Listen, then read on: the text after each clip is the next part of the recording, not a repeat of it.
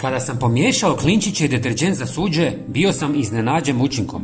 U ovom videu pokazat ću vam što se dešava kada kombinirate ova dva sastojka uz još nekoliko dodataka. Rezultat je fantastičan, a pritom možete značajno smanjiti troškove u kućanstvu. Pogledajte video do kraja kako biste saznali sve detalje. Prvo sameljite nekoliko klinčića dok ne dobijete fini prah. Usitnjeni klinčići brže ispuštaju svoje korisne sastojke, a kuhanje nije potrebno. Dodajte prah u 200 ml vruće vode, promiješajte temeljito i ostavite da se ohladi. Procijedite tekućinu kroz gazu kako biste dobili bistru otopinu. Prijatelji, pišite mi iz kojih krajeva pratite ovaj video. Ja sam iz Hrvatske i uživam u povezivanju s ljudima širom svijeta. Hvala vam na podršci.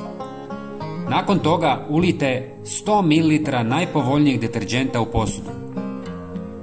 A zatim dodajte 100 ml najjeftinijeg octa.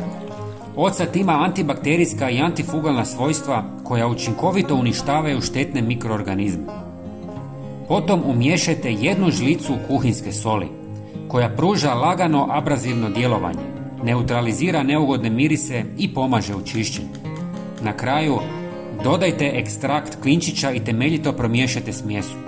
S ovim ste dobili visoko kvalitetno, učinkovito i poboljšano sredstvo za čišćenje koje nadmašuje mnoge komercijalne proizvode jer oni često ne uklanjaju plijesan i bakterije u potpunosti.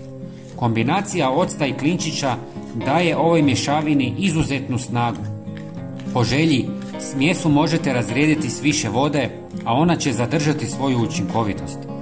Tako ste uz minimalnu količinu sastojaka dobili veliku količinu sredstva, štedeći pritom novac. Ako želite još prirodniju varijantu bez dodatnih kemikalija, jednostavno izostavite deterđent i dodajte više octa.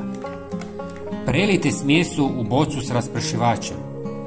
Dragi prijatelji, podijelite ovaj video sa svojim prijateljima i pretplatite se na naš kanal. Potpuno je besplatno, a svaki dan vam donosimo nove korisne savjete.